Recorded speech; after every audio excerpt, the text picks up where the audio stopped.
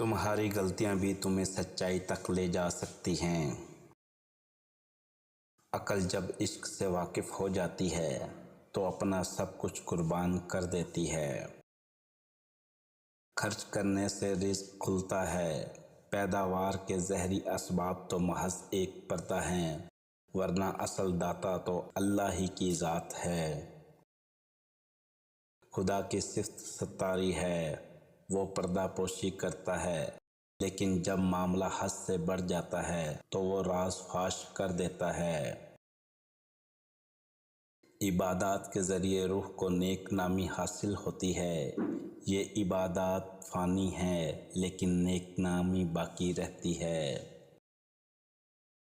جو خلوص کا رونا ہوتا ہے اس کی تاثیر محض دنیا تک ہی نہیں بلکہ عرش تک پہنچتی ہے۔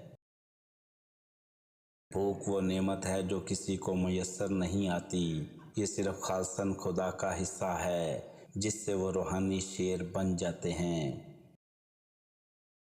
جیسے انسان کے اوصاف مختلف ہوتے ہیں، اسی طرح دنیا کے متعلق خواص بھی انسانوں کے مختلف ہوتے ہیں۔ مومن کی دعا کی قبولیت میں تاخیر کی وجہ یہی ہے کہ اللہ تعالیٰ اس کو اپنے ساتھ مصروف رکھنا چاہتا ہے۔ جس طرح جانور اپنے مالک کا پوری طرح مطیع ہوتا ہے، اسی طرح انسانوں کو اپنے مولا کا مطیع ہونا چاہیے۔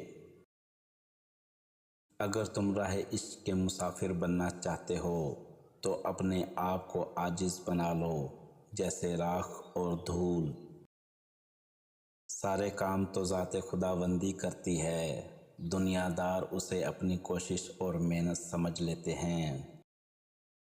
جب کسی پر اللہ کا کرم ہوتا ہے تو وہ ایسے اسباب پیدا کرتا ہے کہ انسان دنیائی علائق توڑ دیتا ہے۔ جب اللہ کی کاریگری میں غور کرو گے تو تم پر اپنی حقیقت کھل جائے گی اور خاموشی اختیار کر لو گے۔